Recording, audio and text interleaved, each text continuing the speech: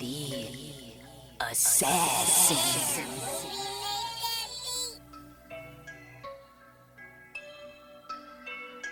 You know I break necks, call me Jack Tate. I have no regrets while your life is fading. I'm a crazy fuck equivalent to Satan. When I'm behind the mic, I feel like the greatest. You know I break necks, call me Jack Tate. I have no regrets while your life is fading. I'm a crazy fuck equivalent to Satan. When I'm behind the mic, I feel like the greatest. What up, y'all? You're listening to Sports Talk with Tropp, and I'm your host, Katie Tropp. Well, it has been a crazy week in Major League Baseball this week, so let's get right into what happened throughout the week. Beginning on Monday, the Arizona Cardinals, God, got football on the brain. The Arizona Diamondbacks, they've actually, like I said on Monday's show, they've been catching fire as of late. And this week actually has been a very good week for them, beginning on Monday, where they were able to get a 4-3 win over the Texas Rangers. And it was a crazy back and forth game, too. Actually, going into the ninth inning, the Rangers actually had a 3-2 lead up on the Diamondbacks, and they have 2 outs. And Ketel Marte is up to bat, and the dude hits a game-tying home run to send the game into extra innings. And then in the 11th inning, on the final out of the 11th inning, Tommy Pham is able to just hit a walk-off single against the Rangers and get them the win. And so the Diamondbacks are streaking, and the Rangers are streaking in the opposite direction. We'll get to them in a bit when we recap the playoffs, but Texas Rangers are not looking good at this current point in time, but the Arizona Diamondbacks, they are starting to catch fire at the right time of the season. Then on Tuesday, the Philadelphia Phillies got a big 4-3 win over my San Francisco Giants. And it's not just that they got the win, but Trey Turner, he signed that huge contract. He was the big free agent in the offseason. The Philadelphia Phillies ended up getting him. But he's had a not-so Trey Turner-like type season. It's been very quiet, very streaky as well. He started off the season quiet, then he started to get it going a bit, then got quiet again. Well, his month of August has been excellent. And he actually ended up getting the Phillies a walk-off single to take the win because the Giants actually dominated this game. I was watching this game, and Giants just had it from the jump. And then I believe it was the 8th inning, maybe 7th inning. It was one of the last couple of innings. Philadelphia started getting it going offensively. And then Trey Turner walks up and gets them the walk-off single. But so far for the month of August, right now Trey Turner's batting average is a .353 with 6 doubles, 4 home runs, and 14 RBI. So the guy is on fire. And not only is he on fire statistically, but he's making the big hits. He's just keeping it going. Then on Wednesday, Aaron Judge was like, I am sick of this losing shit, and was finally able to power his Yankees through and finally end their 9-game losing streak, because the Yankees were on the precipice of a 10-game losing streak. And that would have been the worst losing streak in the history of their franchise since 1913.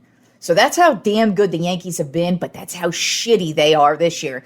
But they ended up getting a 9-1 win over the Washington Nationals, and Aaron Judge went off. He had 3 home runs. Yeah, 3. One of them was a grand slam, by the way.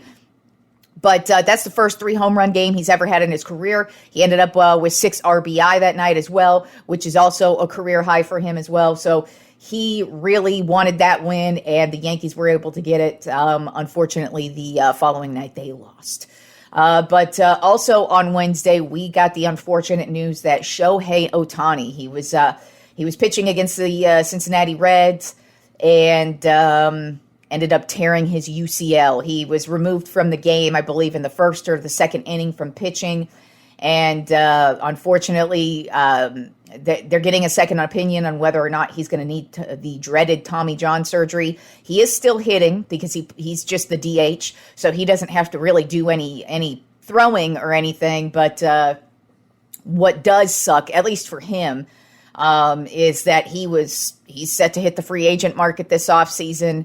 Him being a pitcher and a hitter really elevates him to an upper echelon that has never existed in the entire history of baseball. And now this is definitely going to take a hit to hit whatever contract he ends up with this offseason. He's, of course, going to get paid, so no need to cry for him, but he's probably going to miss out on about $100 to $150 million just because of this injury. Because, if he ends up having the Tommy John surgery, he won't be able to pitch for at least a year to 18 months. So the pitching aspect of it is a big deal. Now, like I said, he still can DH. He's an excellent hitter. So he still has that aspect to his game. But the fact that he tore his UCL is it's just such a, because for me personally, I've made it clear on this show that I'm a Shohei Ohtani fan. Not an Angels fan. I fucking hate the Angels, as a matter of fact. But I think it just sucks that this guy, he's a unicorn. As I've continued to say, we have never seen anything like this. And not only is it shitty that we weren't going to get to see him in the postseason regardless, because the Angels are terrible this year. And by the way, Mike Trout has gone back to the injured list as well. So another big hit to another great player. But you really want to see Ohtani succeed, and you want to see him get to the postseason, but that was not going to happen. And now his pitching is not only in question, he's definitely not pitching the rest of the season, but it's in question for the rest of his career, which is just awful because, it was just so much fun to watch him this season. And, I was kind of on pins and needles because the dude has been getting injured basically every year of his career since he began. So he does have a lot of wear and tear on that body, but he is an exciting player to watch. It's been so much fun to watch him pitching and hitting just at such an insane level this year. And the fact that he tore his UCL just really fucking sucks. And I still am hoping he is on the Giants' radar this offseason, of course, because I would love to see Ohtani in a Giants uniform. I would, the second he signs, I will be buying an Ohtani jersey, 100%. But I was really hoping to see him pitch and hit wherever he goes. So hopefully this doesn't ruin the pitching aspect of it, but it definitely puts a lot of things into question for the future of his career, at least when it comes to pitching. And then last night, I started off with the Diamondbacks, and now we're going to end with the Diamondbacks. Starting pitcher Merrill Kelly had the game of his career last night with the Diamondbacks. He pitched 7 shutout innings and had 12 strikeouts, which was a career high for him in a 3-2 win over the Cincinnati Reds. So like I said, the Diamondbacks are getting going. So with that being said, let's go ahead and since it's August, end of August, we're getting close to the playoff run. Let's recap where everybody's at. Currently, right now in the American League East, the Baltimore Orioles hold a 2-game lead over the Tampa Bay Rays. In the American League Central, the Minnesota Twins hold a 6-game lead over the Cleveland Guardians. And then in the American League West, where shit is starting to get shaken up, the Texas Rangers are on a 7-game losing streak and currently only hold a 1-game lead over both the Seattle Mariners and the Houston Astros. Mariners are probably the hottest team in the league right now. Astros, you never want to count them out because A, they're the World Series champs. B, they've been here many times before. And they're just a damn good team, so you can't ever count them out.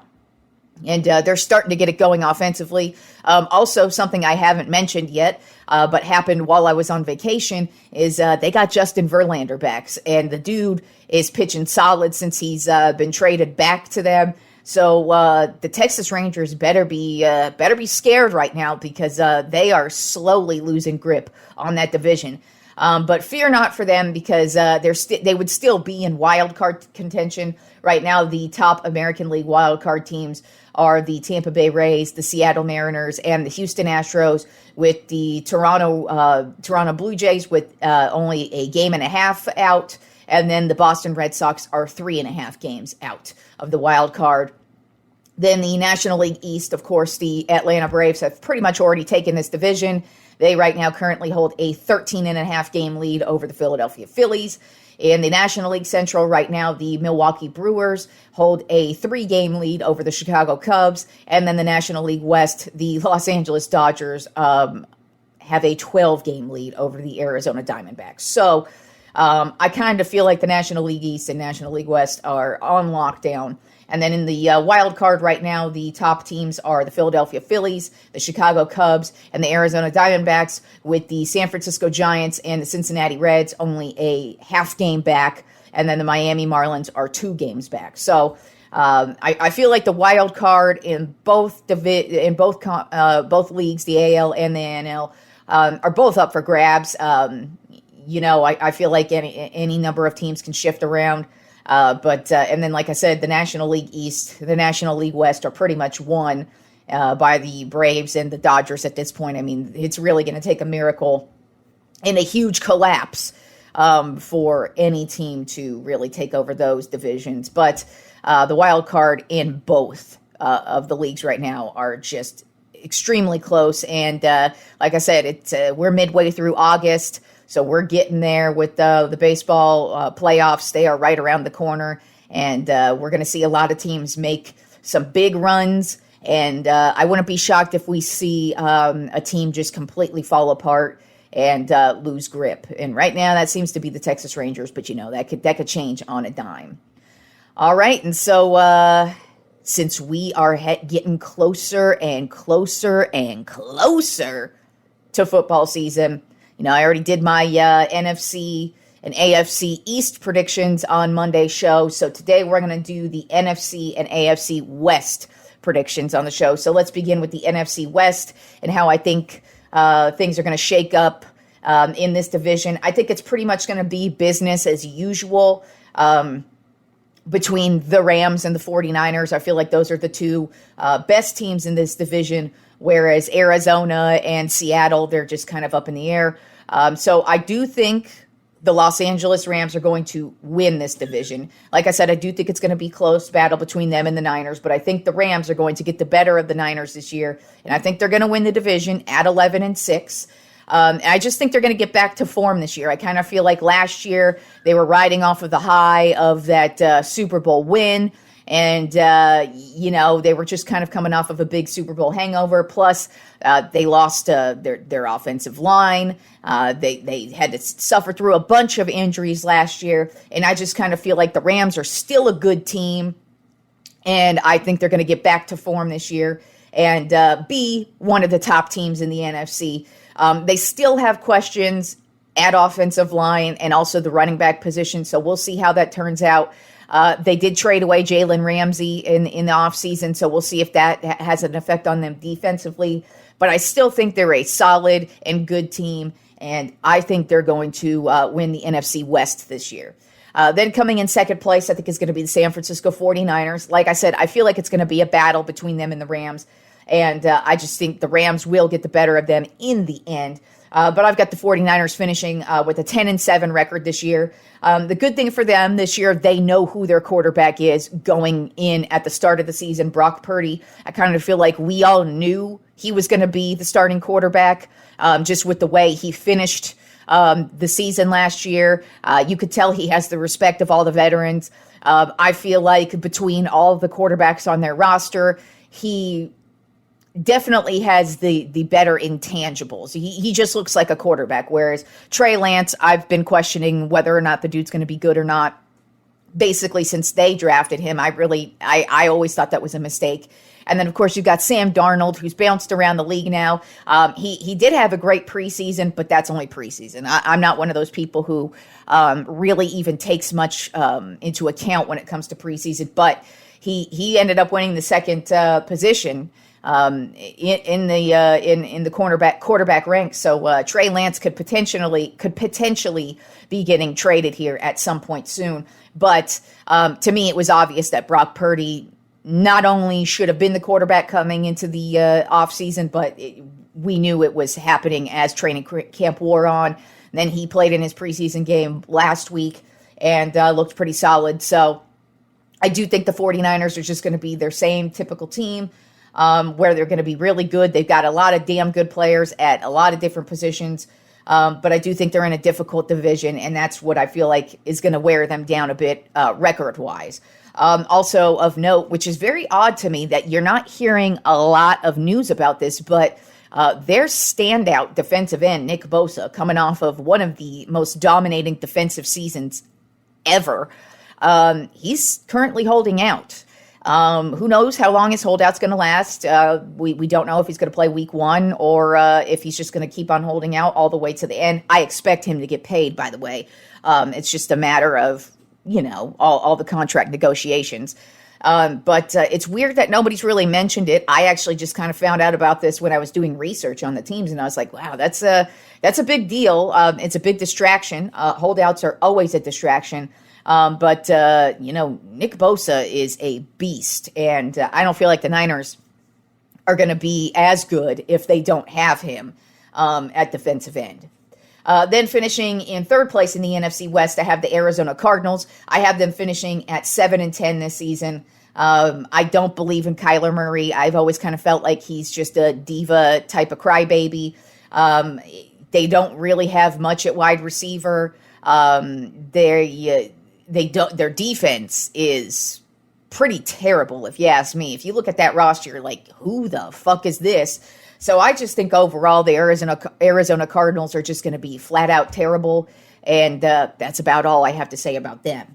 And then rounding out the NFC West, I have the Seattle Seahawks finishing at 6-11. I kind of felt like last year was a fluky year for them, where most people expected them to be one of the worst teams in the league. Geno Smith ends up just having a career year for himself, a career resurgence especially. And I just kind of feel like that was what last year was for them. I feel like this year they're not going to be good at all. They really don't have much going on offensively. Their offensive line is terrible.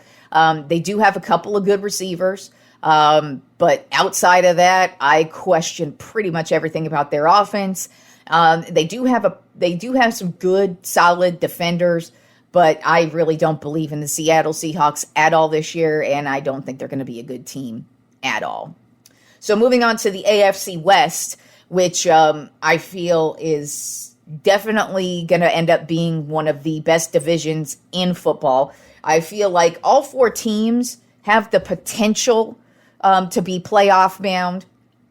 One, obviously, they're the defending Super Bowl champs, so they obviously have Super Bowl aspirations every year.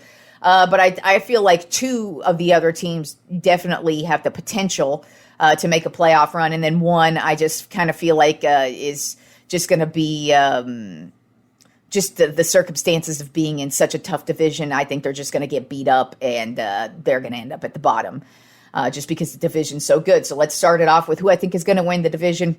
The Kansas City Chiefs, of course. I've said it before, especially after they won this last Super Bowl. They are like the New England Patriots now of the early 2000s, the dynastic Patriots, where the Chiefs, as long as they have Patrick Mahomes, as long as they have Travis Kelce, as long as they have Andy Reid, you can't count this team out, no matter what the circumstances are.